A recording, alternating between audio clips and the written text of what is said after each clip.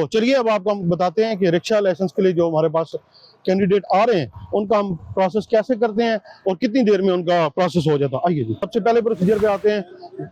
जो बंदा कैंडिडेट हमारे पास रिक्शे का लाइसेंस बनवाना है, उसके पास लर्नर है, उसके 42 दिन कम से कम पूरे हो चुके हैं और उसके पास CNIC होना चाहिए। सिर्फ ये 2 शराइत हैं। बंदा आता है हमारे पास सबसे पहले मोबाइल वैन पे, जैसे ये बुजुर्ग बैठे हैं, इनके पास CNIC और उनका लर्नर है। यहाँ से उनकी PSID यानी कि टेस्ट के लिए जो उन्होंने फीस जमा करवानी है वो होती है और उनकी फाइल जनरेट हो रही है, जिसमें मेडिकल फॉर्म होता है, टेस्टिंग फॉर्म होता है, लर्नर और शनाख्ती कार्ड की कॉपी इसके साथ लगती है। यहाँ से ये फाइल जनरेट करते हैं।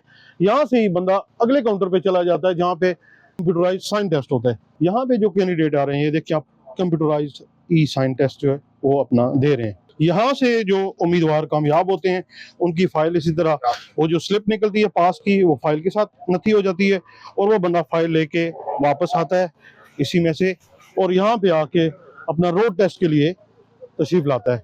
यहाँ पे अपनी फाइल जमा करवाते हैं, फिर इनका रिक्शे का physically on ground road test लिया जाता है। ये वो कैंडिडेट हैं जो अंदर से अपनी फाइल मुकम्मल करवा के और इशारों का टेस्ट पास करके आ चुके हैं। अब बारी बारी इनका हम रिक्शे का फिजिकली टेस्ट ले रहे हैं। कामरान साहब, अभी आपके पास हमारे पास कैंडिडेट आए हैं मोहम्मद साइन रमजान। टेस्ट पास हो गया, अगला प्रोसीजर आप बताएं कैसे होता है। अभी हमारे पास ये साइन टेस्ट पास करके आए हैं। अब इनका आईडी कार्ड लेंगे इनका,